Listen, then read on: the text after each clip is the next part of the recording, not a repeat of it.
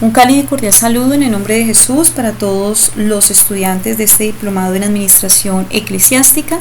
Damos inicio al módulo número 2, Fundamentos Bíblicos de la Administración. En este módulo vamos a ver tres temas principales, los cuales son: primero, ¿quién es el padre de la administración según lo secular? Segundo, el verdadero padre de la administración. Tercero, tres principios bíblicos básicos de la administración. Vamos a desarrollar pues nuestro primer tema: ¿quién es el padre de la administración según lo secular? En la historia de la administración secular encontramos dos personajes importantes. Ahí ustedes pueden ver la imagen de estos dos personajes. El uno es Frederick Taylor y el segundo es Henry Fayol. Para unos especialistas, el padre de la administración es Frederick Taylor, pero para otros es Henry Fayol.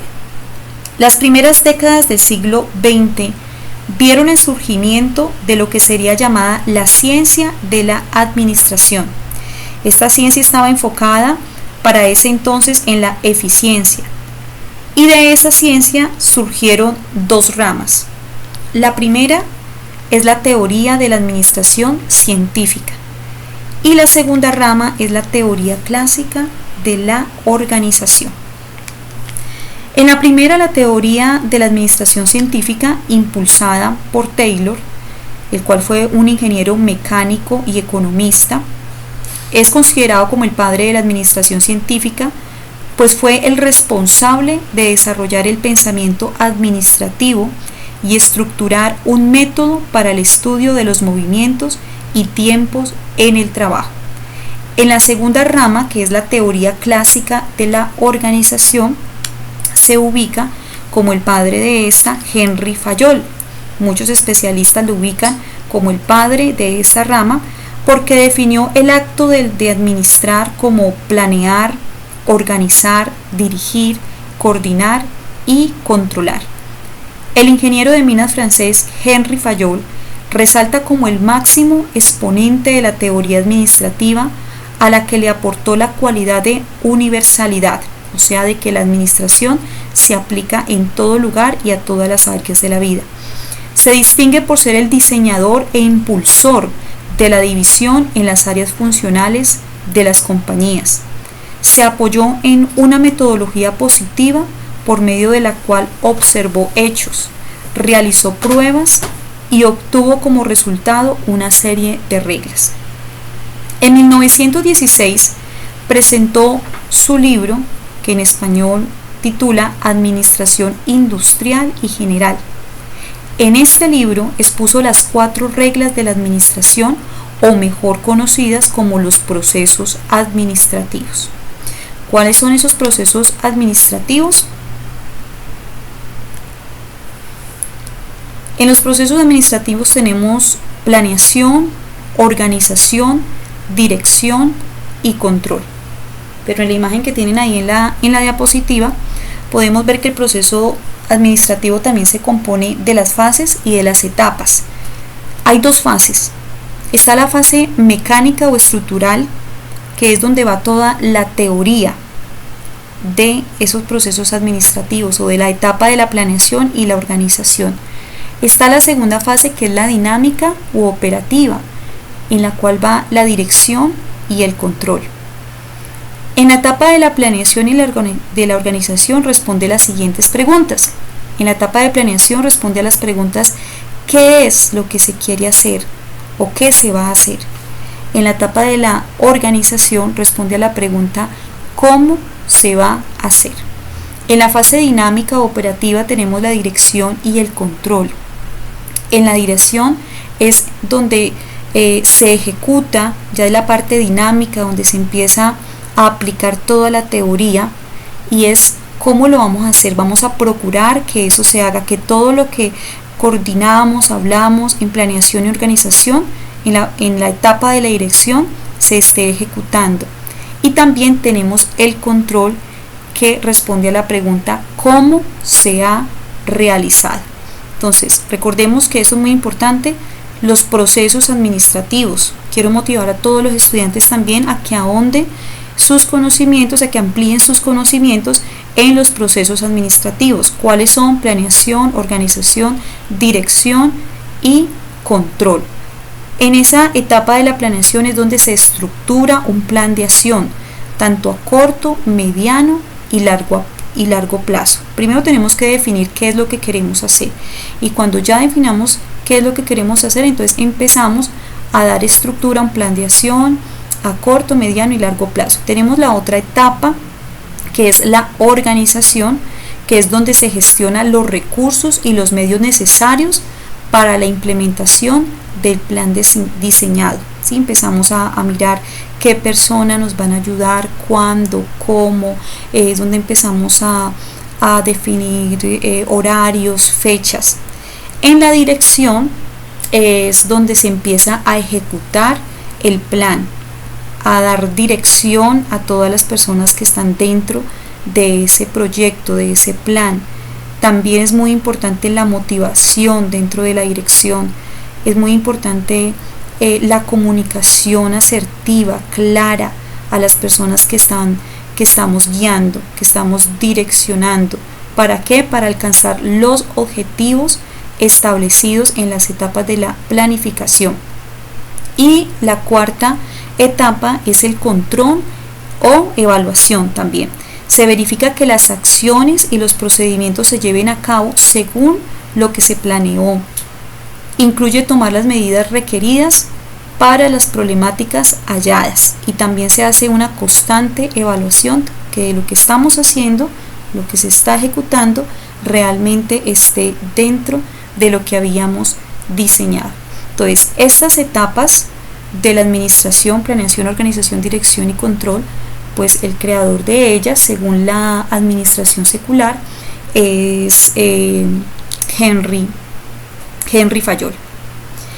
Entonces, debido a las contribuciones que realizaron estos dos autores y ante el interrogante ¿quién es el padre de la administración secular?, se puede decir que Frederick Taylor es percibido como el padre de la administración científica, mientras que Henry Fayol es conocido como el padre de la administración clásica.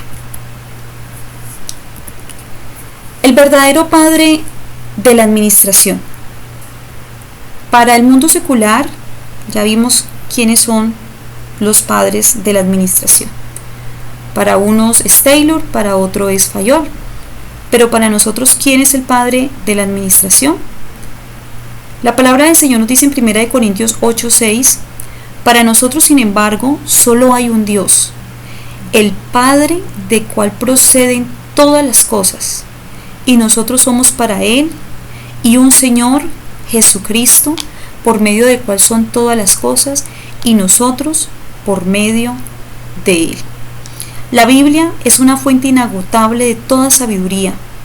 Ella abunda en información y ejemplos administrativos, y a través de ella nosotros podemos encontrar que el verdadero padre de la administración es nuestro Dios, y esto lo comprobamos a través de su palabra. Para muchos, Henry fue el que creó los procesos administrativos, fue el que los inventó, pero nosotros podemos ver en la palabra del Señor los procesos administrativos ejecutados por nuestro Dios en el primer libro de la Biblia, en el capítulo 1 de Génesis. Es ahí donde encontramos los fundamentos de la administración y observamos a un Dios con una admirable y excelente administración, un Dios que ejecuta los procesos administrativos, un Dios que planea, organiza, controla y evalúa su creación. Podemos ver en Génesis capítulo 1, verso 1 y 2, que dice: en el principio creó Dios los cielos y la tierra estaba desordenada y vacía. Podemos ver que Dios inicia un proyecto, crear los cielos y la tierra, y Él hace un análisis. El análisis siempre va en este primer paso, en este primer proceso de la administración, en la planificación, analizar que hay cosas que hay a favor y que hay en contra, cómo está el estado, la situación. Dios ve que todo está desordenado y vacío y empieza a darle estructura a ese proyecto, Él traza un plan y algo muy importante que Dios nos enseña es a dividir el trabajo. Él lo divide por días y lo hace de manera coherente según sus prioridades. Él primero hizo el mar y luego hizo los peces. Hizo primero el cielo y después hizo las aves. Separó la tierra y luego hizo la vegetación. Él hizo luz porque también pensaba hacer ojos, hizo oídos porque había ondas sonoras, hizo toda clase de alimento porque sabía que nosotros los seres humanos estaríamos equipados con un formidable equipo digestivo y un constante apetito. Todo lo que Dios creó lo hizo con un propósito y con una razón de ser. Entonces podemos ver un Dios que planifica. Segundo, podemos ver también un Dios que organiza. Génesis 1, 28 al 30 y Génesis capítulo 2 del 16 al 17, podemos analizar, podemos encontrar que Dios gestiona los recursos. Él separa, Él divide, junta, da órdenes, organiza las aguas, la tierra, la lumbrera, los animales, todo en su respectivo lugar y le indica a cada uno sus funciones. Además, formó al hombre utilizando recursos como el polvo de la tierra. Le dio indicaciones de lo que debía y de lo que no debía hacer. También lo capacitó. Es muy importante capacitar, y eso lo vimos en el primer módulo, la importancia de enseñar, de capacitar, de delegar. Antes de delegar funciones hay que capacitar. Y también nos dice la palabra del Señor que le colocó como administrador del huerto del Edén. Eso se llama establecer cargos administrativos. Esto lo vemos en Génesis 2:15. Vemos también ese otro proceso administrativo en Génesis capítulo 1 y es la dirección. Esa expresión dijo Dios, la podemos encontrar varias veces, dijo Dios. Esa expresión nos indica que Dios da órdenes claras. Él no supone que la gente sabe las cosas. A veces nosotros fallamos como eso, no tenemos una comunicación clara, suponemos que las personas no se entienden y nos frustramos cuando las personas no van en la dirección que les indicamos. Pero si nosotros analizamos este pasaje bíblico, constantemente está esta expresión, dijo Dios. Eso hace parte de una buena dirección, que el administrador esté constantemente diciéndole a las personas, direccionándolos correctamente, que los esté encontrando. Mire, la creación de Dios nunca se encontró desubicada. Todos conocían su lugar, el sol, la luna, la tierra, el agua, los animales, todos conocían su lugar, su labor y su propósito. Entonces Dios dirige bajo un plan y nunca bajo la improvisación. Es muy difícil direccionar si nosotros no tenemos un plan, si no hemos empezado por planificar. Entonces, por eso se llaman los procesos, los pasos administrativos. Para que haya una buena administración hay unos pasos. Estos son la planificación, tenemos el otro que es la organización, la dirección, el control y la evaluación. Por último, control y evaluación. Encontramos en la palabra del Señor que dice, y vio Dios que era bueno. Constantemente nos encontramos con esta expresión, y vio Dios que era bueno. Al finalizar cada día, Dios tenía un control y Dios tenía una evaluación de todo lo que estaba realizando. Él estaba mirando, él se estaba cerciorando si se estaba cumpliendo con lo establecido. Pues mire, aquí en la palabra del Señor, Génesis capítulo 1, podemos encontrar los procesos administrativos. Entonces, los procesos administrativos no los creó un hombre, los creó Dios. Desde el principio nos los ha mostrado, nos los ha enseñado a cada uno de nosotros. Vamos a encontrar también, vamos a estudiar también 3 principios bíblicos básicos de la administración. El primero es, Dios es el dueño de todas las cosas y nosotros somos sus mayordomos. Segundo principio, hay cosas reservadas de Dios que no nos corresponden administrar.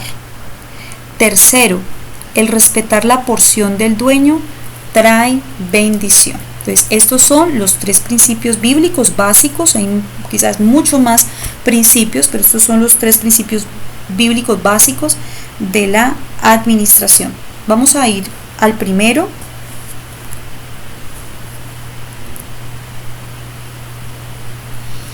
Y el primero es: Dios es el dueño de todas las cosas y nosotros somos sus mayordomos. Los principios bíblicos nos proveen las herramientas de administración necesaria para ejercer la administración en todas las áreas de la vida y así cumplir como buenos mayordomos de Jesucristo. Es muy importante que nosotros reconozcamos, y todo mayordomo, todo buen administrador de Jesucristo reconoce que Dios es el dueño de todas las cosas. Nosotros muchas veces tenemos una mala costumbre en decir: mi casa, mi carro, mis hijos, mi cónyuge, mi cuerpo, mi tiempo, mi vida. Pero la palabra de Dios nos enseña que Dios es el creador, es el hacedor de absolutamente todo, lo visible e invisible que existe. Por lo tanto, Él es el dueño de todo y nosotros solamente somos sus mayordomos, somos sus administradores. Aquí en este cuadro que ustedes están viendo en la diapositiva, y también que lo van a encontrar en su material de estudio, podemos encontrar que todo lo que nosotros tenemos es de Dios. Salmo 24:1 dice la palabra del Señor: de Jehová es la tierra. ¿De quién es la tierra? De Jehová. Dice: y su plenitud, el mundo y los que en él habitan. Salmo 50:10 nos dice la palabra del Señor: porque mía es toda bestia del bosque y los millares de animales en los collados. Conozco a todas las aves de los montes y todo lo que se mueve en los campos me pertenece. Entonces, Salmo 24 encontramos que Él es el dueño de la tierra, Él es el dueño del mundo y de los habitantes del mundo. Salmo 50:10-12 encontramos que Él es el dueño de todos los animales. Salmo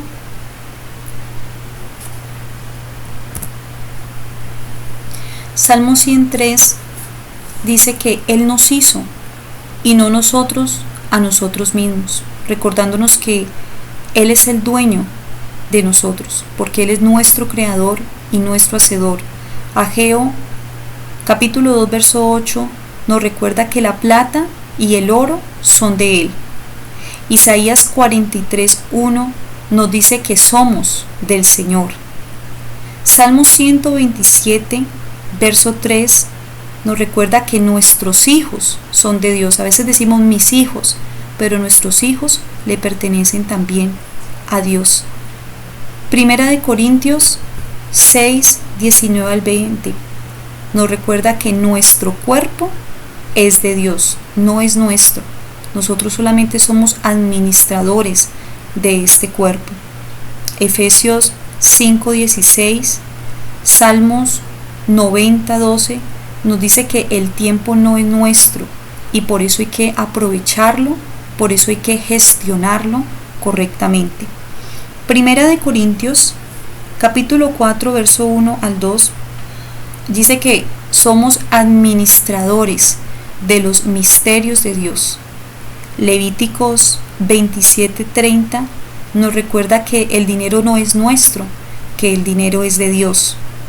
Romanos capítulo 12 versos 6-8 nos dice que los dones son para hacer buen uso, buena gestión de ellos.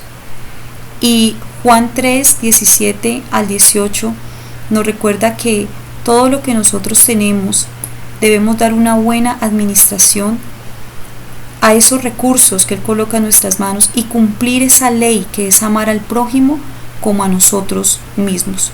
Cada uno de ustedes puede ahondar más en estos textos, buscarlos, leerlo y estudiar, y podemos a través de estos textos de la palabra del Señor reconocer.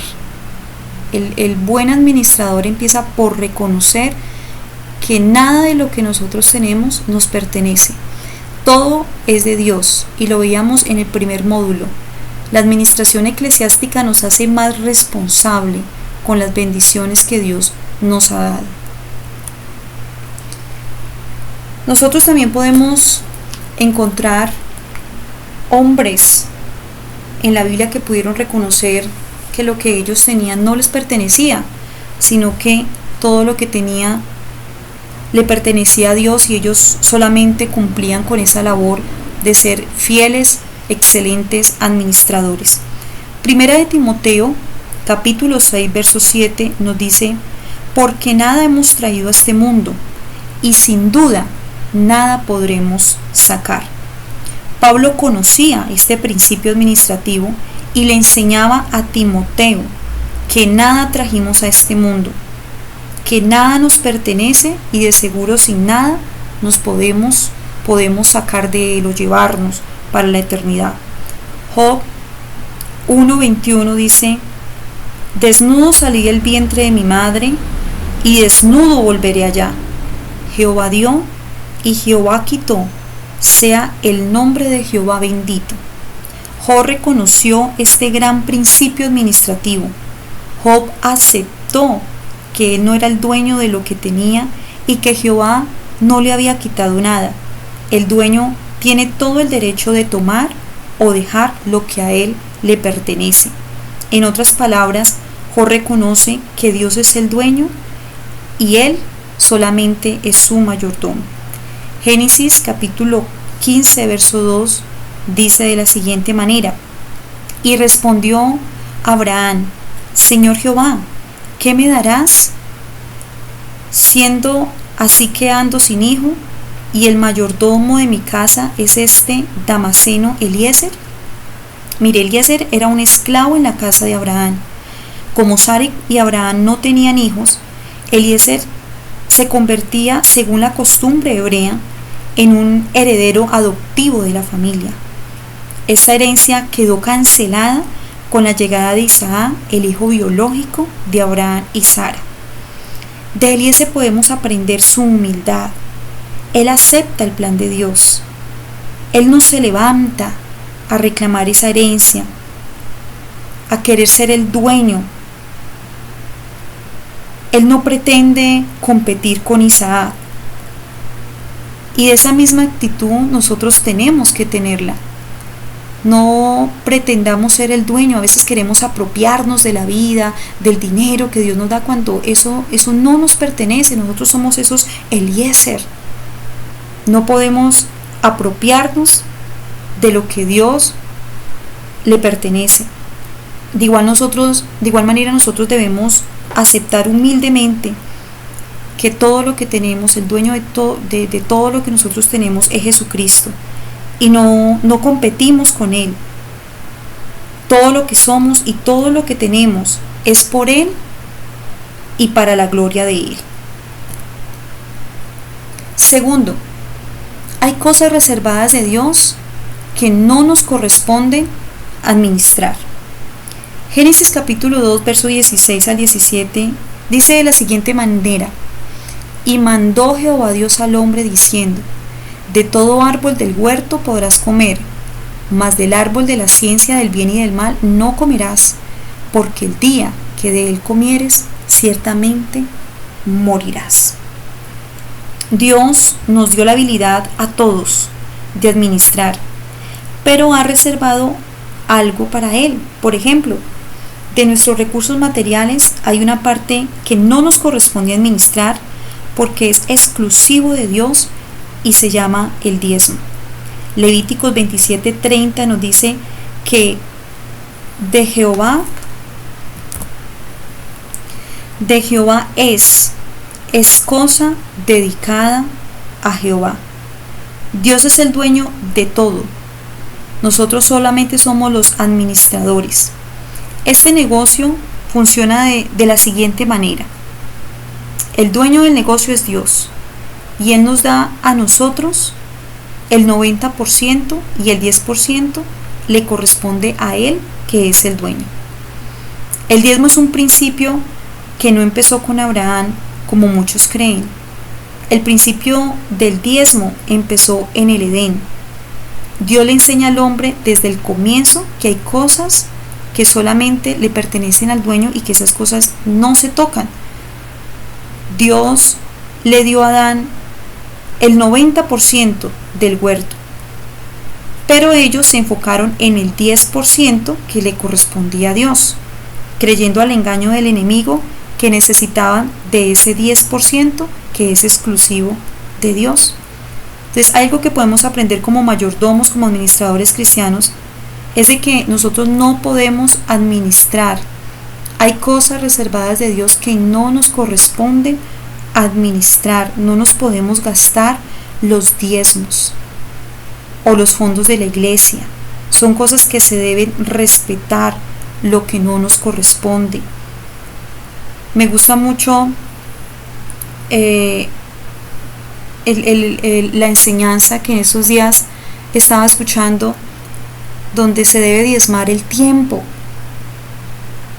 y hablaba de la importancia de estar en la dominical, de ese primer día de la semana, diezmarle al Señor ese tiempo.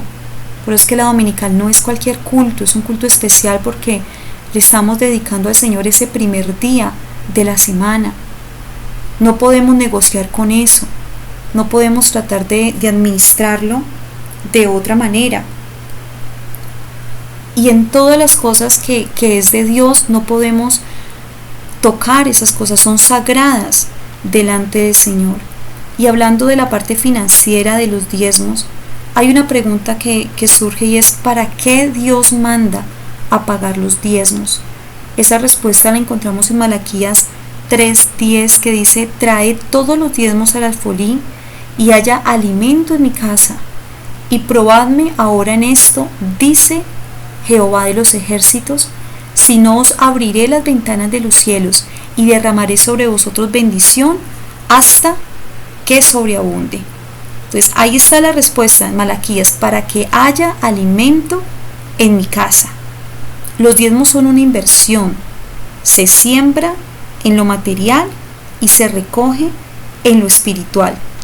Números capítulo 18, verso 20 y 21 dice: y Jehová dijo a Aarón: de la tierra de ellos no tendrás heredad, ni entre ellos tendrás parte. Yo soy tu parte y tu heredad en medio de los hijos de Israel. Y aquí yo he dado a los hijos de Leví todos los diezmos en Israel por heredad, por su ministerio, por cuanto ellos sirven en el ministerio del tabernáculo de reunión. Cuando Israel entró en la tierra de Canaán había 12 tribus. Dios le da una porción de tierra a cada una de las tribus. Esas porciones de tierras se las repartieron entre las familias, pero una de las tribus no recibió herencia en la tierra prometida, la cual fue la tribu de Leví. La razón es que los levitas debían servir las necesidades espirituales del pueblo. No debían dedicar su tiempo ni sembrando, ni cosechando, ni vendiendo. Su tiempo era 100% dedicado a la causa espiritual. Pero la pregunta que surge es: ¿cómo ellos iban a vivir? La solución de Dios fue: los levitas suplirán las necesidades espirituales del pueblo y el pueblo proveerá las necesidades materiales de los levitas. Entonces, ¿quién les dio los diezmos a los levitas? En sí no es el pueblo, es Dios, porque el diezmo le corresponde a Dios. Y el salario del ministro lo paga es Dios, porque es la parte que a Dios le pertenece. Dios se lo da a los que dedican a satisfacer las necesidades espirituales de su pueblo. Números 18:26 dice: así hablarás a los levitas y le dirás: cuando toméis de los hijos de Israel los diezmos que os he dado de ellos por vuestra heredad, vosotros presentaréis de ellos en ofrenda mecida a Jehová el diezmo de los diezmos. Entonces, algo muy importante es que los levitas también diezmaban. Entonces, el ministro de culto también diezma, diezmos de diezmos. el administrador no puede robar la parte que le corresponde al dueño. Ya lo tenemos claro, Malaquías 3:8. El diezmo está vigente y es todavía el plan de Dios. Primera de Corintios 9:13-14 dice: ¿no sabéis que los que trabajan en las cosas sagradas comen del templo y que los que sirven al altar del altar participan? Así también ordenó el Señor, esa palabra es clave, así también ordenó el Señor a los que anuncian el Evangelio, que vivan del Evangelio. Pablo le escribe a los que critican a los ministros que se sustentan con los diezmos y le dice que esto es lo justo y que el obrero es digno de su salario. En el tercer punto tenemos el respetar la porción del dueño. Cuando respetamos la porción del dueño, eso es un beneficio para nosotros. Si respetamos la porción del dueño, siempre el resultado va a ser bendición. El pecado de Adán y Eva fue agarrar lo que Dios había reservado para él.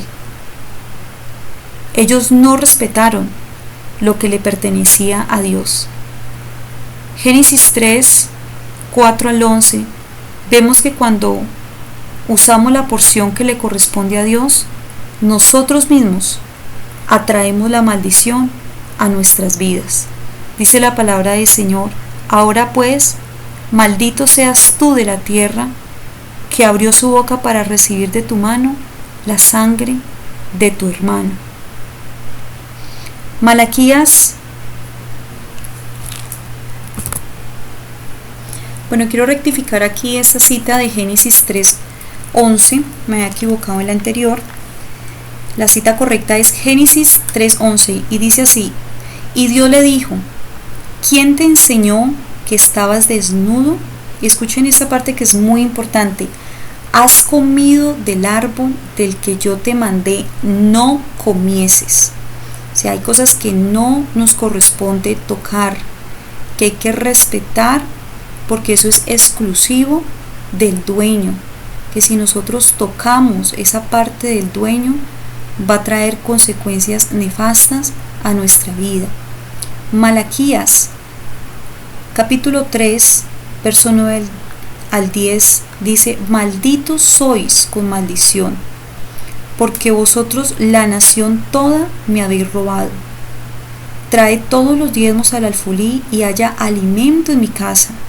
Y probadme ahora en esto, dice Jehová de los ejércitos, si no os abriré las ventanas de los cielos y derramaré sobre vosotros bendición hasta que sobreabunde. Entonces recordemos este tercer principio: el respetar la porción del dueño trae bendición, pero también si no respetamos la porción del dueño, pues eso va a traer maldición a nuestras vidas.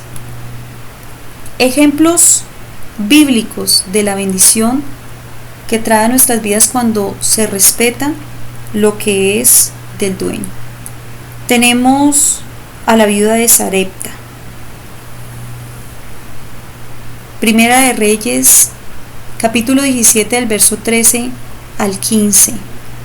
Queremos resaltar esta parte del verso 15 cuando dice: entonces ella fue e hizo como le dijo Elías, y comió él y ella y su casa muchos días.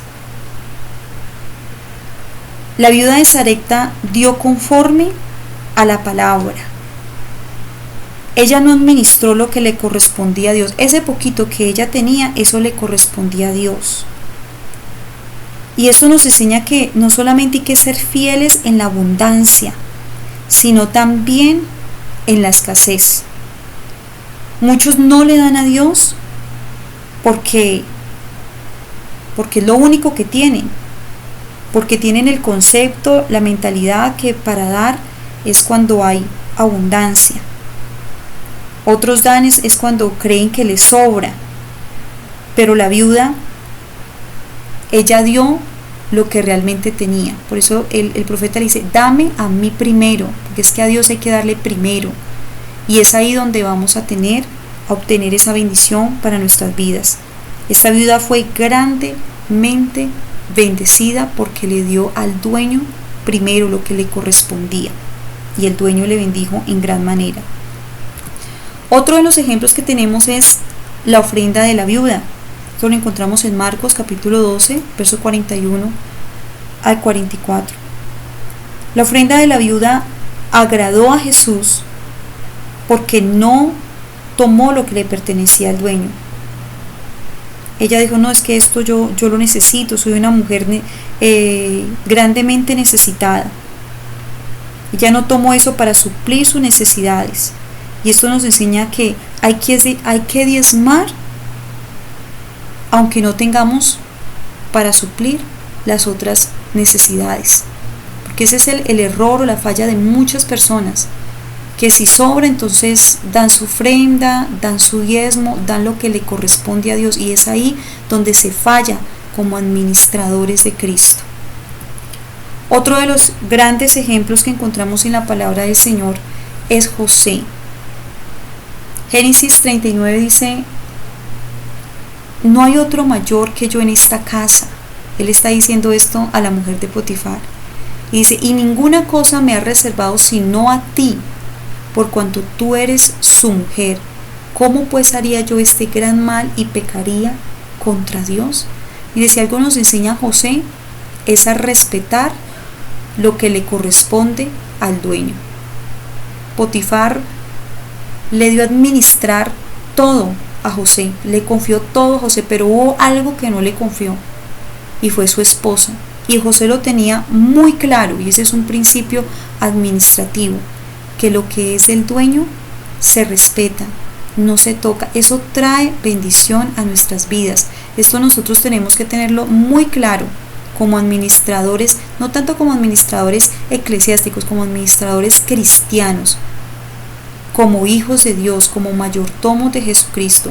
Hay cosas que no nos corresponde administrar, que son sagradas porque son exclusivas del dueño.